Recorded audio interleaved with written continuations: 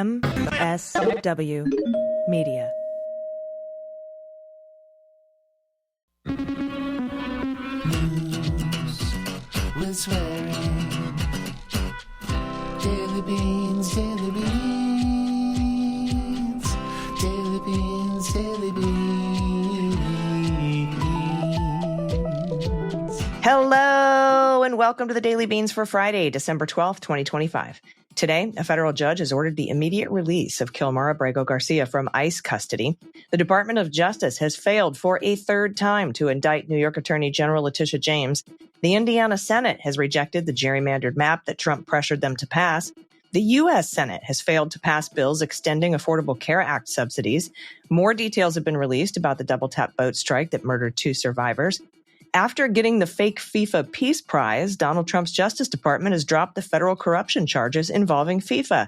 And Kristi Noem ran away after scrutiny during a House Homeland Security hearing. I'm Allison Gill. And I'm Dana Goldberg. Hey, Dana, happy Friday, my friend. A happy Friday. I cannot wait to make a video about that FIFA news because I had another video go viral about that bullshit award he got, and I had no idea that there was a corruption charge dropped now. So thank you for the fodder. Yes, you are absolutely welcome. There's a lot of fodder today. We've got so many failures by this Trump administration to talk about. You know, and a couple weeks ago, I was like, it's all about to fall apart. Everybody pay attention. It's going to start falling apart. And now it is. So I'm really happy about that. Later in the show, we're going to talk about all of this stuff plus more with our good friend John Fugelsang for Fugelsang Fridays, because it's Friday on the Daily Beans. If you're a new listener, welcome. Every Friday, we talk to John Fugelsang, and we call it Fugelsang Fridays. So you can look forward to that.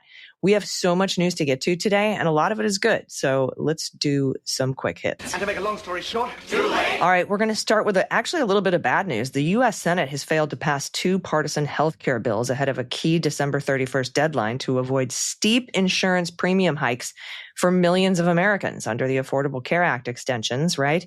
The stuff that, we really tried to hold for the government shutdown stuff. Yeah. Never made it into the bill to fund the government. And of course, the Senate was like, we'll do it. We'll pass it. Well, they failed to pass both a Democratic one and a Republican one. But House Speaker Mike Johnson says he thinks it'll be solved in the House with 1 vote next week.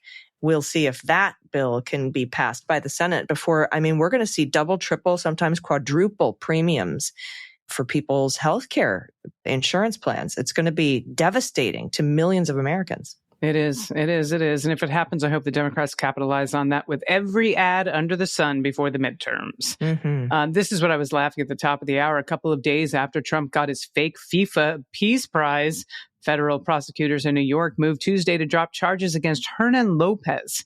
He is a former Fox employee who was convicted of paying tens of millions of dollars in bribes to secure broadcasting rights to the World Cup and other top soccer matches. So that's how that was all involved, and now we understand.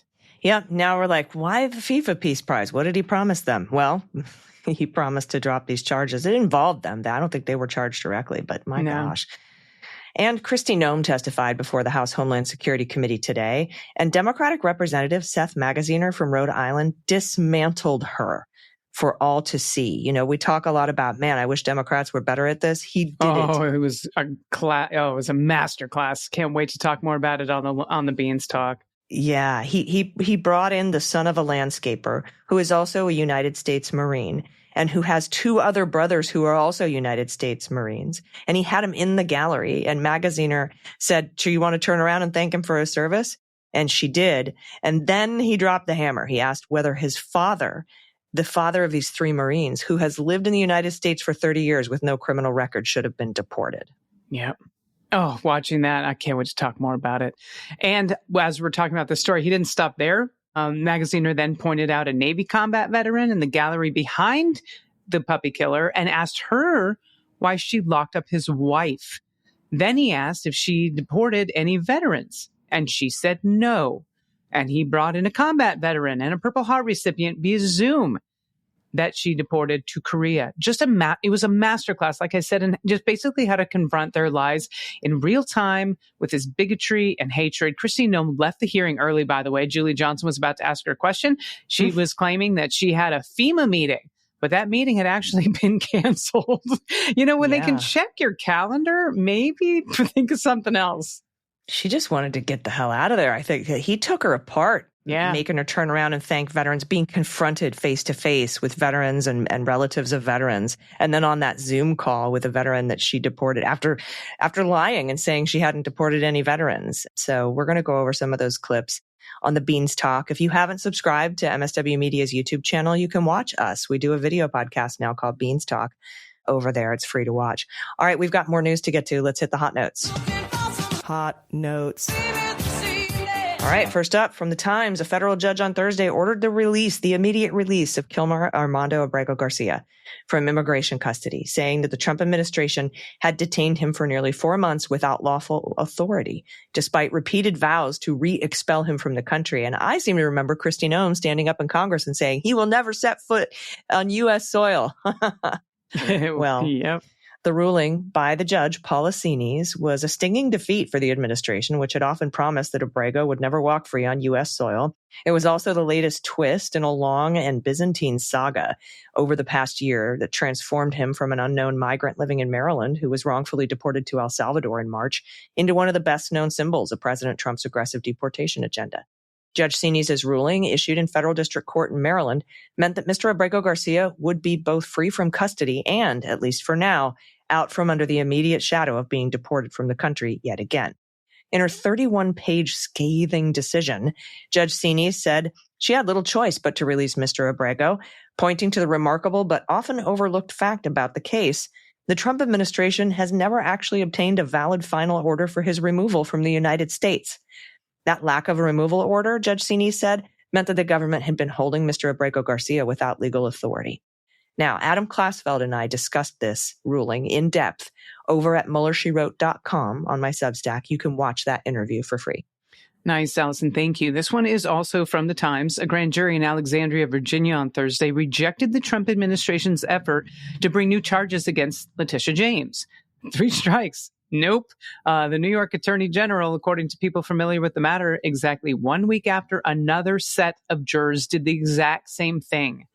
This back-to-back failures by prosecutors to secure an indictment amounted to a striking rejection of the administration's retribution campaign. It also highlighted the Justice Department's unusual strategy, pursuing second indictments despite earlier failures in court, and suggested the department would face major hurdles in bringing charges against President Trump's foes. Nothing bars the U.S. Attorney's Office in Eastern Virginia from trying again to indict Ms. James, though a judge might look askance probably at multiple juries having rejected the charges. Bruce Green, who teaches legal ethics at Fordham Law School in New York, said that there was no constitutional provision forbidding the repeated presentation of the same case to different grand juries, though he added that most prosecutors, and I quote, would take a hit after being rejected once or twice. 3 times a charm. The rejection on Thursday was particularly remarkable, given that it was the 3rd time in just over 2 months that prosecutors had sought to lodge charges against Ms. James. It is vanishingly rare for grand juries to decline to indict a case, but in cases involving Mr. Trump's broader immigration crackdown, grand jurors have repeatedly refused to do so. Yeah, and Sandwich Guy, too. Well, they acquitted him at trial, and a federal grand jury refused to bring felony charges. And I just want to clear something up a little bit for folks, because CNN said the DOJ has failed to re-indict her for a second time. I'm saying they failed to indict her for the 3rd time. They did fail to re-indict her for the 2nd time, because there's 2 re-indictment failures, but 1 initial indictment failure. And when you think about it, they've actually failed 4 times, because Trump wanted Eric Siebert to charge her, and he wouldn't even take it to the federal grand jury. And then Lindsay Halligan came in, and that failed because she wasn't lawfully appointed. And then 2 more times in federal grand juries. So they've actually come up short 4 times, if you think about it, which is just... And again, I've said that this is fraught with legal peril as well. If they go back another time and try to get an indictment and actually get one, she really now has a solid case for vindictive and selective prosecution. Absolutely. And also, it's reasonable for her to be able to ask for the grand jury tapes. Be like, what did you tell him the 5th time that you didn't tell him the first? So she would be able to get the grand jury materials, and they might also possibly face a dismissal of the indictment, for grand jury malfeasance. So Anyway, just an excellent day all around for Mr. Abrego, for Letitia James, and from the Post. This is going to now back to the double tap boat strike on September 2nd, because more people are coming forward with more information about Admiral Bradley's testimony behind closed doors in a classified briefing. The Post says that in the minutes after U.S. forces attacked a suspected drug smuggling boat near Trinidad, Admiral Frank Bradley, the commander overseeing the operation, faced a choice. The video feed shows that the two men were struggling to stay atop flotsam, which people who've seen the footage describe as roughly the size of a dining room table.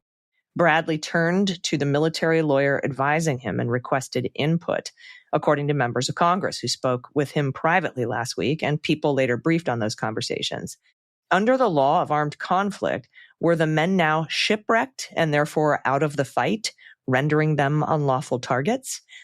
Well, the admiral decided the definition didn't apply to these two, according to the people. Instead, what Bradley explained to lawmakers left some with the impression that there was a prevailing lack of certainty about the existence of any drugs beneath the wreckage and whether the survivors had a means to call for help or if they intended to surrender. And that was when he concluded that further action was warranted. He ordered a second strike, killing both men. Moments earlier, the video feed had shown them waving their arms and looking skyward. That's according to people who saw the footage, but it was unclear, they added, why they were doing so. The military lawyer who advised the admiral, whom the Washington Post is not identifying because they serve in a secretive unit, explained to Bradley how the law of armed conflict defines shipwrecked. That's according to the people who the Washington Post spoke to. International law defines shipwrecked as those who are in peril at sea as a result of a mishap affecting their vessel and who refrain from any act of hostility. Combatants who are shipwrecked receive special protection because, unlike troops on land, they can't take refuge. Now, Bradley spent about 8 hours in a meeting with more than a dozen lawmakers on December 4th, according to 4 people familiar, and said that he affirmed having sought real-time legal advice for this. But no one said whether his military lawyer considered the survivors shipwrecked and out of the fight. So we don't know what that military lawyer advised him. All we know is that he decided they must not fit the definition of shipwrecked. Now, there was dissent in the operations room over whether the survivors were viable targets after the first strike. So there were people who said, no, they're not. They are shipwrecked people. You can't kill them. What the lawyer advised, though, and whether they rendered a definitive opinion remains unclear. While Bradley made the decision to conduct the follow-on strike that killed the 2 survivors, Hegseth was the operation's target engagement authority, meaning he authorized the use of force and ultimately is responsible for the strikes ordered, according to people familiar with the matter. Good. And I hope this takes down this son of a bitch. I really do. Mm-hmm. This one's from Politico. Indiana Republicans. This surprised me, and we were hoping, but it happened. Indiana Republicans have withstood immense pressure from President Donald Trump and ignored threats on their lives to defeat his plan to withdraw the state's congressional map, dealing him one of the most significant political setbacks since his return to the White House. The GOP-controlled state Senate on Thursday voted down the map that gerrymandered 2 more safe GOP seats, undercutting the party's chances at holding control of Congress next November. The failed vote is the culmination of a brass-knuckled 4-month pressure campaign from the White House on recalcitrant Indiana Republicans that included private meetings with public shaming from Trump, multiple visits from Vance, those obviously didn't work, whip calls from Speaker Johnson, who can't whip a fucking horse, and veiled threats of withheld federal funds. The members held out in spite of pipe bomb threats, unsolicited pizza deliveries to their homes, that's terrifying, and swattings. Now, in a major setback of the president as well, and a blow to his party's hopes of gerrymandering their way to the House majority in 2028, it sets off alarm bells with top MAGA allies. It says, we have a problem. That was former House Chief Strategist Steve Bannon. Really, that's what they're calling him? No, former White House Chief Strategist. He was. Yeah, I know, but there's so many other ways you could describe Steve Bannon. Yeah, human cold sore. Yeah, basically, who simulcasted the War Room show live from a suburban Indianapolis hotel in boost support for redistricting. He said people have to realize that we only have a couple opportunities. We got a net 5 to 10 seats. If we don't get a net 10 pickup in the redistricting wars, it's going to be enormously hard, if not impossible, to hold the House. The failed votes. You got to get I know. net 50 to beat what's going to happen to you in the midterms. Absolutely. The failed vote saves the seats of two sitting members, Democratic Reps Andre Carson and Frank Mervyn, whose districts had been carved up to become heavily Republican under the proposed map.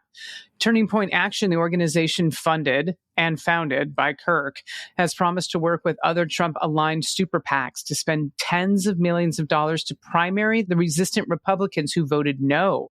But the group could only turn out a couple hundred protesters recently ahead of this week's vote. So primary, I mean, go for it. You want to make these people start voting against you even more? Take them out for having some sort of integrity? Go for it. Oh, yeah. You want to split the Republican vote on these seats? I'll take it. In a hot re-election year in the 2026 midterms, in which if we win, we could actually impeach some people and maybe have some investigations to hold them accountable. By all means. By all means, right in my veins. Mm-hmm. All right, everybody, we're going to talk to John Fugelsang right up after this break. And then after that, we're going to have some listener-submitted good news. If you have good news or good trouble you want to submit, please send it to us at dailybeanspod.com and just click on contact. We'll be right back after this quick break. After these messages, we'll be right back. Hey, everybody. Welcome back. It's Friday on the Daily Beans, which means it's Fugelsang Fridays. We get to talk to New York Times bestselling author of The Separation of Church and Hate, also host of Tell Me Everything on SiriusXM Progress, channel 127, weeknights at 9 p.m. Eastern, 6 Pacific. Also host of the John Fugelsang Show podcast, also writes for the John Fugelsang Substack, and if you don't know his name by now, that's weird. Please welcome John Fugelsang. Oh, thank you, Dr. Gill. Pleasure to be here. Hi, we can safely nab an oil tanker, but we got to blow up a Coke skiff. Hello. Hello. So I want to talk to you about a little bit of breaking news. We covered it earlier in the show today. But if the Department of Justice, try as they might, they simply cannot indict Letitia James. They went back a third time, a second re-indictment, a third time total.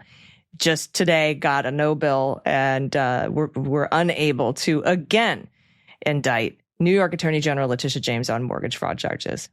You know, the only thing worse than weaponizing the Justice Department against your political enemies is being too incompetent to weaponize the Justice Department against your political enemies. You know, if you're going to accuse Biden of doing something evil and then accuse Biden of having dementia, and then you try to do what you accuse Biden of, and you can't do it as well as him, dude, you're kind of cock blocking yourself in the hate Hall of Fame. So yeah, it's hilarious. This is how you know they're corrupt. They are going to try to find the outcome they want. They're not trying to get a grand jury to see if a crime's been committed. They want someone to agree to their own. It's like how they approach science. They know how they want the conclusions to be. And that doesn't really work in the law or in science, but it's not going to stop them. God bless Tish James. And this should be getting a lot more news because it's not that they're corrupt. It's that they're trying to be corrupt and failing at it. That's the story we have to tell our children.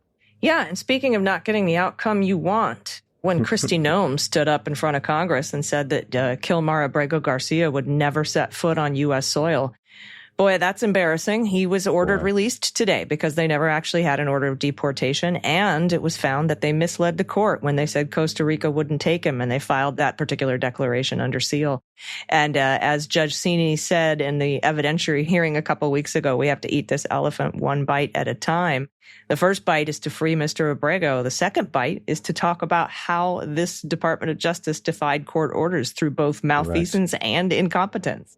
Correct. And Kilmer Abrego Garcia will be the story they teach in law school for generations to show how Attorney General Pam Bondi had to have a 9-0 Supreme Court force her to comply with the law. I am so thrilled by this decision. This is such a victory for everything America claims to be about. It's really going to be hard for people to defend this. And again, you'll notice the corporate media doesn't talk about this all that much because this is one of those irrefutable, even conservatives have to agree how dastardly this agenda has been. It's fun around my house to debate who's going to get fired first, Kristi Noem, Pete Hegseth, or Kash Patel. I really think it might be Kristi. I really think she might go even before Kash Patel, which seems inconceivable. But apparently Donald Trump is very upset because there's adultery and then there's adultery with Corey Lewandowski.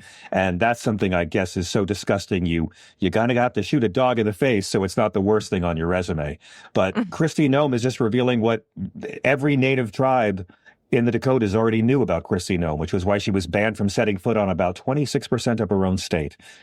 Their corruption and their evil will never come close to their stupidity and incompetence. And I said this under Bush Cheney as well. The greatest blessing America has had in the 21st century is that our wannabe fascists are good enough to get elected, but they're way too stupid to pull off most of their grand ambitions. And when they try, they fall apart and a lot of people get hurt. I mean, Bush, they tried to privatize Social Security so hard under Bush and Cheney. They were way too incompetent. We just talk about the war as their evil, but we keep witnessing this as well. The dumb is always greater than the sinister. I call them Dim Shady. That's their rap name.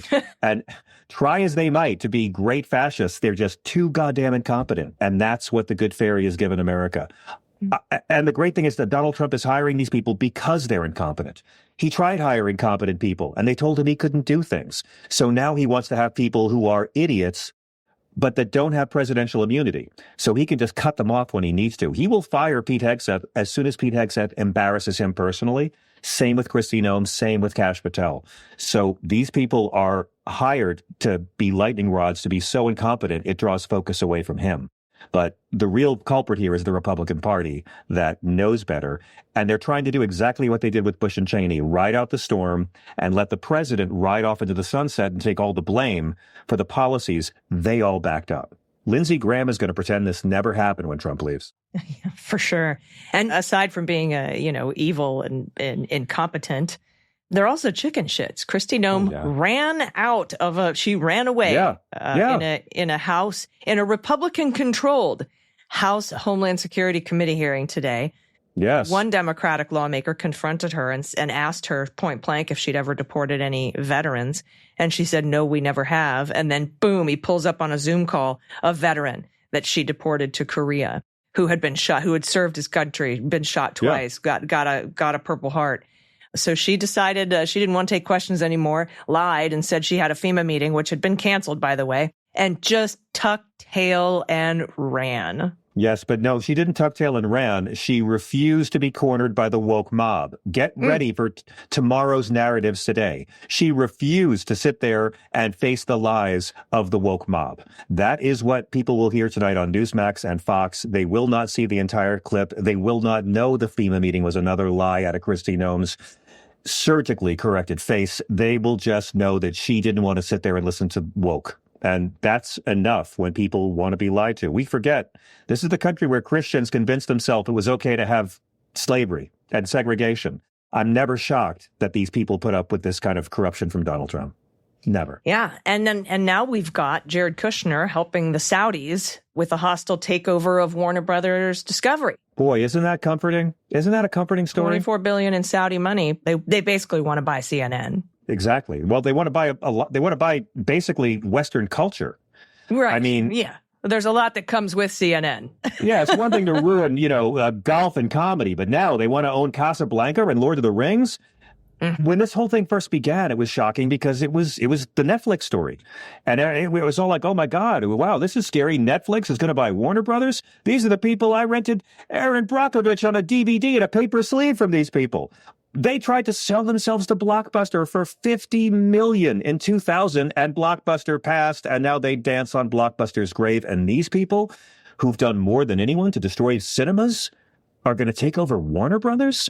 And we were all debating about this, thinking, oh, my God, we liberal purists in our bubble. What will this be horrible for film or not? 24 hours later, Zaslav and Paramount with the hostile takeover. And what's amazing is that the names involved, it's Jared, and it's the United Arab Emirates, and it's our old reliable bonesaw buddies, the Saudis, and it's the Qataris as well.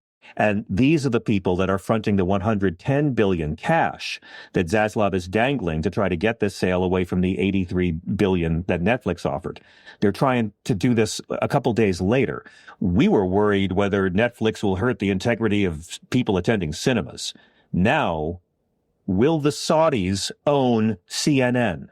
Mm-hmm. That is what is on the table by the end of the week. And Donald Trump has come down on the side of interfering with capitalism so his son-in-law can get a lucrative contract using his power, violating everything in the Constitution about the emoluments clauses, which I understand were phased out of the Constitution in the year 2017. But this is about Saudi Arabia owning CNN, to say nothing of owning HBO, to say nothing of them. Saudi Arabia is going to own Batman.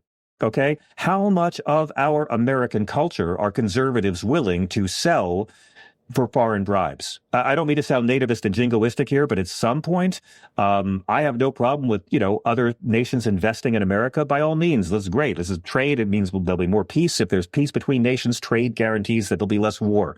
I'm not an isolationist in that way, but wow, it creeps me out a lot to think about the Warner Brothers vault. I mean, this is everything owned by Prince Mohammed bin Salman.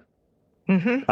I'm not getting behind normalizing this guy or normalizing this evil regime at all. And all the evil bribes they're paying to make our media normalize them are just a sign of the oligarch disease and how it gets Americans to give up their own values in exchange for something shiny that doesn't exist. I don't know what you think of this, Dr. Gill, but I'm terrified of both sides. Now I'm like, Netflix, please destroy our cinemas. Go ahead. Give it to Netflix. What do you think is going to happen here? I think probably Allisons will win their bid to take over Warner Brothers and with Saudi money. But, to think that just 7 short years ago, they considered it a win to take over The Inquirer with David Pecker and get one magazine put out about the amazing new young Saudi princes and UAE princes and things like that. That's right. Oh my God, yeah. And now it's Warner Brothers with the help of Jared Kushner and this president. Yeah. All by design. All by design. And again, to say nothing of what this is going to mean for the programming. I mean, HBO Max will, get folded in. It'll be, Netflix Max or something, whoever gets it. But I mean, if these guys do manage to nab it, if Paramount manages to do this, and this is Trump who's at war with Paramount, as this is happening, Trump is attacking them for a 60 Minutes interview with Marge over the weekend. He's shaken them down for a bribe already this year.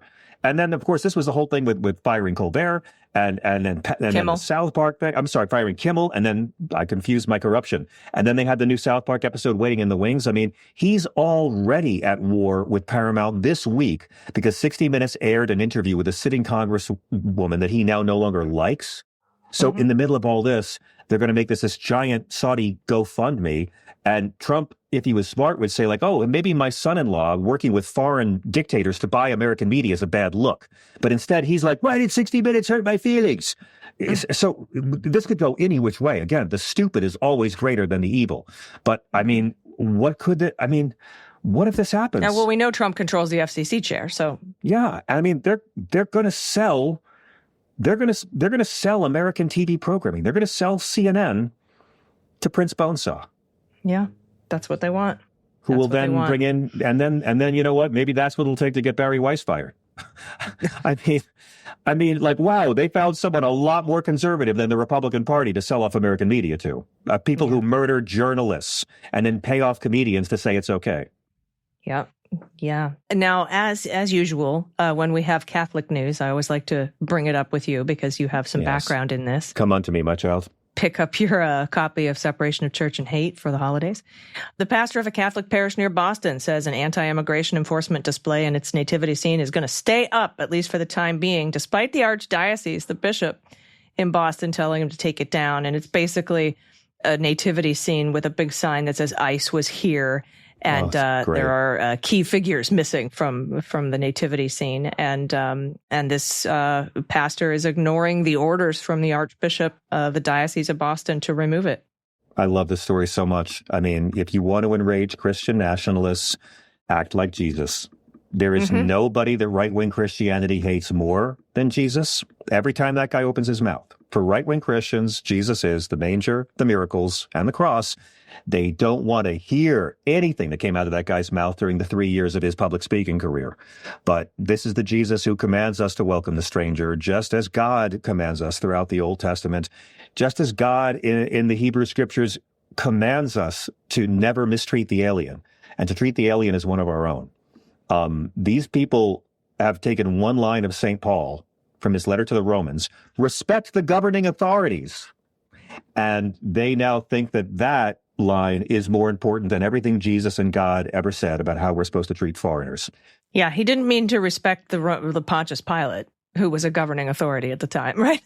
And look what they're doing. They're right now, the cuts to USAID are killing babies in developing nations. Hundreds of thousands. And they are working on this budget, which will throw up to 20 million low-income and disabled children of God off of health insurance, right? Like they are not Christ followers. So we've seen nativity scenes like on social media where baby Jesus is zip tied, right? Or the manger is empty and it says ice was here. I mean, this to me is a classic prophetic art in the biblical tradition. You know, Mary and Joseph's flight to Egypt, they fled Herod to save their lives with their child, to protect their child. They did not respect the governing authorities, and they fled to Egypt without any papers, without any stability, to hide out until it was safe to come back to Nazareth and raise their kid. Our Lord and Savior Jesus, if you believe this story, spent his formative years as an undocumented teen. There is no Christ-based justification for supporting Donald Trump, and there is really none. There's no biblical justification for supporting MAGA and Republican immigration policies. These churches are doing exactly what Pope Leo is doing. They are walking the goddamn walk in ways we have not seen done in our lifetime. Allison, when Pope Leo came out and said that what ICE is doing is a violation of the gospel and that you can't call yourself a Christian and support this, do you understand how insanely inspiring that is? This is the Catholic Church. I grew up half city, half Southern. I can tell you, the liberal priests go to the liberal cities, and the conservative priests go to the conservative towns for the same reason. Who's going to get the most money in the collection plates? Who's going to get the old ladies to open up their pocketbooks and give? The Vatican is a business. We can talk about it, the history of plunder and pillage, and get. This guy is willing to tell conservative American Catholics, you don't want to show up to church and donate? Fine. It's against Jesus, the way you're treating these migrants. This guy is like cutting off funding for his own business by saying he's an actual Christian. He knows that money is not more important than the teachings of Christ. Yes, and he doesn't care how much that will alienate right-wing American Christians who've been socialized to think that Christian refugees should be called illegals. All this Hitler shit that we talk about, that you talk about so ably, the way they use the same dehumanizing language against the Christian refugees at our border, the infestation, it's all the same Third Reich shit to make you not view them as humans. And this Pope, and Francis did it too, to be fair. But calling it out now, in the midst of all of this, is the most powerful thing this guy could do in America with his job, and he's doing it at financial peril to the greediest organization in the history of religion. That's what impresses me the most, beyond the morality, that he would risk the Catholic Church's bottom line with the almighty donations by doing the right thing and alienating. I mean, what can the Democratic Party have more guys like this who aren't afraid of alienating the donor class by fighting for the right thing? That would be wonderful. And it, brings us full circle when Judge Sini said in her ruling today, releasing Kilmer Abrego, that she was going to refer to him as a non-citizen and not an alien in her ruling. And by the way, when she did that, she was quoting none other than Supreme Court Justice Brett Kavanaugh. Boom. So that was a nice little turn of the knife as well. So yeah, I can't wait for this story to be told. The racism here and what this poor guy has been put through. No one's saying he's a great guy. No one's saying he hasn't screwed up and made mistakes. But my God, these people are here because they believe that American dream nonsense about risking things and trying to have a better life. It's a misdemeanor to cross the border illegally. You show me another misdemeanor where they'll take away your children for it. And again, as we always point out, the majority of undocumented people are those who overstayed their visas, not border crossers. And it's a civil matter, not a criminal matter. Civil matter, not a criminal matter. There are thousands. There's, over 10,000 undocumented Irish. There's thousands of undocumented Russians in this country. Are you seeing any undocumented Irish going alligator Alcatraz? You see any illegals with skin tones like you and me being sent to these gulags? History's going to show exactly what this was. White Christian nationalism terrified about the year 2045 when they become a minority. That's what this is about. And the fact that they got behind this trickle-down economics so much that now there's fewer white people because white people can't afford to have kids in their 20s and 30s. And it's like, well, how about we go back to what Eisenhower did So when you came home from World War II with the GI Bill, you could get an education. You could get a job. You could join a union and have security and know that you'd be able to raise a couple of kids and afford a house. We had that. Our parents had that in their lifetimes. Government policies gave us that American dream. Government policies took it away, which means taxing those who can easily afford it, could get us there again. And it's all tied into this exact story. Yeah, agreed. I mean, they're just terrified of America becoming less white. Well, then make it easier for white kids to have more babies. Make it easier to climb the economic ladder and join the middle class. And then you'll calm down a bit. But they won't. So we're going to witness them becoming more of a minority and getting more armed and being more crazy and trying to hurt more people as badly as they can. It is my greatest hope that young people are repulsed by this naked racism and that the Democratic Party will start calling it out for the racism it is. Because again, I don't see them sending too many French illegals down to Alligator Alcatraz. No. I'd like to see that from the Democratic Party as well. Thank you so much, my friend. I really appreciate You're the you best. joining me. I hope everybody picks up a copy of The Separation of Church and Hate. New York Times bestseller, instant New York Times bestseller. Just an incredible book. Sometimes there's a wait list for it, especially if you shop at your small bookshops, which we always recommend that you do. But we appreciate it and, not giving your business to billionaires. It's been really amazing to see there's such an audience out there. Thank you. Yeah. Also check out Tell Me Everything on SiriusXM Progress Channel 127. You can hear it weeknights at 9 p.m. Eastern, 6 Pacific. I should come visit you on your show pretty soon. Yes. And there's also the Substack. There's the John Fugelsang Show podcast. All of it's free because you're a bad capitalist and we love you for it. I sing scat. I do puppets and no theater. I kids' birthday parties. But no, I'm not doing Cameo. Don't worry. I haven't resorted to that yet. Thank you. No deal. Everybody, thanks so much for listening. John, thanks for joining me. And stick around. We'll be right back with the good news. Everybody, welcome back. It's time for the good news. Who likes good news, everyone? Then good news, everyone.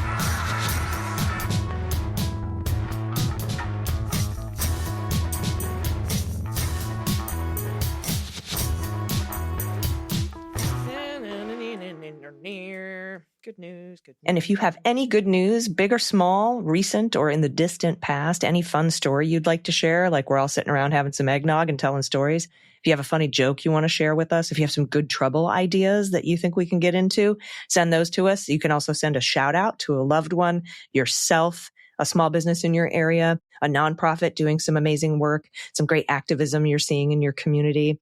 Shout out to a government program that's helped you or a loved one. Please send it all to us at dailybeanspod.com and click on contact. And all you got to do to get your submission read on the air is pay your pod pet tariff, which at this point means attach a photo of anything. We love to see your pets. We love to try to guess what breeds are in your shelter pup if you'd like us to. If you don't have a pet, send an adoptable pet in your area. We'll see if we can find him a home. We have a pretty good track record of doing that. And then those pets get to live with people who listen to the Daily Beans. So you know that they are spoiled and taken care of. That's right. I always say I want to come back. Somebody says they want to come back in their next life as a cat. I'm like, yes, but I also want to come back as one of my cats because, oh boy, they are spoiled. If you don't have that, send a random animal photo from the internet. Send a bird watching photo, which can be an actual bird, or you flipping the bird to a Trump building. You can also send photos of your family members, baby pictures, holiday photos. Show us your decorations for the holidays, what you dressed up for as Halloween, maybe a rally you've been to recently that has some of your favorite signs. Whatever it is, send it to us at dailybeanspod.com and click on contact. First up is our Good Trouble. And Good Trouble today is submitted by Annie, MD, pronouns she and her. Thank you, Dr. Annie. This is from Joyce Vance, a way to file a formal complaint against Emil Bovey. And here's an excerpt from Vance. According to the Judicial Conduct and Disability Act of 1980, anyone can file a complaint about a federal judge. The act establishes the process for making them. The Code of Conduct for Federal Judges says a judge should refrain from political activity and shouldn't attend any events sponsored by political organizations or a candidate. Judges are also charged with upholding the integrity and independence of the judiciary and avoiding impropriety and the appearance of impropriety in all activities. Any person can file a complaint. Seems perfect for Beans listeners. So we'll have a link to the complaint website and a link to Joyce Vance's article.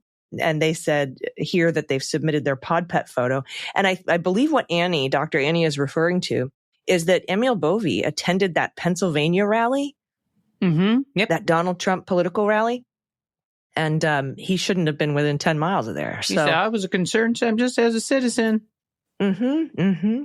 Now, Dr. Annie has submitted Dash from Oklahoma, her rescue. We picked him up there and drove him back to Providence last February. We've had him for 10 months now, and we love him. Oh, look, it's another brindle baby. That's very sweet. So cute. Great, good trouble. And thanks to Joyce Vance for pointing it out, too. Yes, thank you so much. This is from Norman, pronouns he and him. Just saw this on and can't not ever unforget it.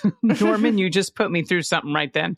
Hegseth referred to as Hagseth. Pod pet tax during the early morning coffee routine today. Look who I found on my chair using my blanket as a pillow. Marley, who knows she must have permission before getting up on the sofa and chairs. The expression says it all. Love your podcast and all that you badass queens do. Norman, thank you for that. And look at the baby. Yeah. And Hagseth, by the way, he's spelling Hague, Hague, like the Hague. Yep. Calling him Hagseth. I wish U.S. officials could be tried at The Hague, but that is a really great nickname, something you have to kind of see to get. But Norman, thank you. Look at this sweet baby. Oh, we can guess the breed. Australian cattle dog? And pity? All right, let's see. Australian cattle dog, border collie, and Chihuahua. Stop it. The Chihuahua watched. 3% Chihuahua means the Chihuahua watched. Chihuahua watched. I like how that sounds. Next up from Yuri, pronouns she and her. Hi, Laguma ladies. I want to send a shout out to a local Washington State woman-owned business, the Malicious Women Company. The owner started making candles for her therapy after her best friend lost her battle with depression. She turned that into a business with the belief that real talk over toxic positivity, humor heals, especially the dark kind, women's anger is sacred, quality and integrity matter, whether it's aerospace or candles. And we don't just burn candles, we burn bullshit. Nice. The candle scents are amazing and the labels are fantastic. Attached is a photo of my current bathroom candle and my kitties, Bustopher Jones, who crossed the Rainbow Bridge last December. I'm so sorry. And Envy, the green-eyed monster. All right, so what does this menopause candle say? Fuck off. Fuck off. Where's my phone? I need a hug. I'm hot. I'm cold. Where did this hair come from? Infused with. I love it. Oh my God. Emotional temperature tantrum. It's amazing. I'm so sorry you lost your baby. That laughter was for the candle. It just came at an inopportune time. Look at these sweet, sweet kitties. I love tuxedos too. And that pretty tabby. Thank you so much for that, Yuri. Appreciate that. Oh my gosh. Okay. This is from Wendy, pronouns she and her. Bad joke. What did the fish say when it ran into a concrete wall? Answer. Ouch. No, damn. What is it? Oh, damn. I see why you said damn. I thought you said damn because I took the punchline away from you. No. Oh my God. Damn. D-A-M. I get it. Attached bird photos, especially for Dana. These small birds at my, is it suet feeder? I don't know. Suet feeder are called. Is it French? Bush tits. It's bush tits. Thanks, Wendy. Thanks for my bush tits. Yes. Look at all of them. They're so cute. I mean, listen, I'm a bush tit girl. Yeah. The people who name birds. I'm telling you, we had that thresty coated warbler or whatever the fuck yesterday. We got bush tits. We got the blue-footed boobies. Come on. I love the people who name birds. All right, next up from Andrew, pronouns he and him. Hello, lovely Laguma queens. I want to give a gentle correction about state redistricting. On the Beans Pod, AG said that the Supreme Court could toss out Indiana and Virginia because it would be too close to the primary. In Virginia, we need to pass a state constitutional amendment, which requires the legislature to pass it 2 sessions in a row. They accomplished the first step in October. In January, the legislature is back in session. Once that vote is done, it is put to the voters in a special election. Most importantly, Virginia's deadline for filing to run for Congress is April 2nd, 2026, because our primaries are in June. Texas, on the other hand, had a deadline of December 8th, 2025. To see a list of all the state deadlines, see the National Conference of State Legislators website. For my pick, tariff, a picture with Santa. My son, 1 year old at the time, is the one crying. The distinguished looking one is our dog Hudson. And we have a redacted breed for Hudson. But Hudson went over the Rainbow Bridge a few years ago, but was the best dog ever and lived to be 15 years old. Looks like a Thanks black for all lab. that you do. Hudson looks. So I'm wondering, with all of that timing, if there is time before April 2nd, 2026, to put it to the voters in a special election after that second session vote. Oh, interesting. Well, I would be shocked. Now, maybe I'm wrong here. Until the new legislature takes over in Virginia, which we just made very blue, correct? Am I speaking out my ass? Are they trying to make the maps more blue, or are some Republicans? Oh, yeah. Okay. That's the Virginia legislature. They're trying to make the U.S. congressional districts more blue. Right now, it's 6-5, 6 Dems, 5 Republicans. They want to make it 10-1. Understood. Got it. Well, and they would have to come back, pass legislation to put it to a vote to change the Constitution, I think. And then they would be able to do it. I don't know if there's enough time. Maybe there is. It's worth a shot, right? No kidding, right? All right. Yeah. This next one is from Dana, not me. Another amazing Dana, no pronouns given. Hey, Beans Queens, huge shout out to my community up here in the Ruby Red Upper Peninsula of Michigan. Youpers. On Tuesday, one Republican Houghton County Commissioner, maybe that's Houghton, someone send me a correction if I'm wrong, Houghton County Commissioner, decided to waste everyone's time with I heard about this, 2 sexes resolution, because apparently the road that look like the lunar surface aren't enough to worry about. Well, my community said, hold my pasty. A meat and potato hand pie, by the way, for the non-Youpers. Youpers, pronounced Youpers, got that one right, showed up in mass, packed the courtroom and hallways, the stairwells, spilled outside into the damn snow. Public comment was capped at 3 minutes each, but so many people lined up to tell this commissioner to knock off the bullshit that it went 5 fucking hours. And after all that, the board voted it down 4-1. Bigotry got bodied by frozen, furious Youpers and parkas. Don't count us out. We're organizing. We're showing up. We're done letting extremists hijack our counties. If you want to support the folks up here who are actually working their asses off to fix this, check out Kelly Van Ginhoven, a Democrat running for state Senate. The UP has never elected a woman in 189 years, and we're damn well ready to change that. Find her on Facebook, Twitter, on her campaign page under KVG for state Senate. You've got momentum up here, and we're not stopping. There's going to be a link to that Facebook page on our show notes. Thanks for everything you guys do. Don't ever stop. Public shows up to refute only 2 sexes, male and female. Board hears 5 hours of comments. We have a link to the story and an amazing graphic. This is fantastic. This is incredible. Go Youpers. Wow. 5 hours of 3 minutes each. It's also just so fucking stupid. The amount of anomalies in people's sex is numerous, not to mention intersex. I can't with these people. Yeah, this is what happened when we talked about this with Montana state legislature with Zoe and Zoe's so dumb. Doing all the work up there. Very dumb. Not Zoe, obviously, but these just stupid policies, right? It's also why Moms for Liberty lost every single school board seat where they were contested. I'm telling you, this trans attacks are starting to lose weight because people are like, fix our fucking roads. Yeah, like don't legislate my pants. That's, it's people are fed up. Next up from Kristi, pronouns she and her. Dear luscious Queenie Beanies. When ducks fly a V formation, why is one side of the V always longer than the other? Okay, this is a joke. Do you have any idea? Because there's more ducks in that row? Do you have a guess? That's actually kind of funny. Let's see what it says. More ducks. Look, I got it. Whoop. Well done. Well done. Well done. My bit of good news is that my daughter and I just finished performances of a nativity puppet show. We've been doing this every year since she was 8 years old and played a sheep. And she's now 19, a college freshman, and plays Joseph. I started as a shepherd, and now I play one of the wise guys, Balthazar. It's a beautiful performance, and let me say, these are not little hand puppets or marionettes. They're 8-foot-tall puppets that we strap onto our bodies, and we move the arms and hands with sticks inside the puppets. We cannot see shit from inside the puppets, and we have to navigate stairs on a stage. One of these days, I'm going to break my face, but so far, so good. Voice actors and chamber musicians on the side do all the voices and music, and we act out the story. It's seriously a gorgeous show. We perform it at an Episcopal cathedral here in Kansas City, Mo. It's a big stone Gothic-looking affair.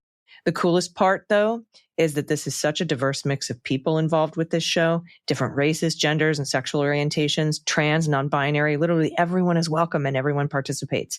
You can find out more about it and see photos at nativitypuppets.org. Oh my God, this looks really incredible. Yeah, it does. Those are 8 foot tall. Wow.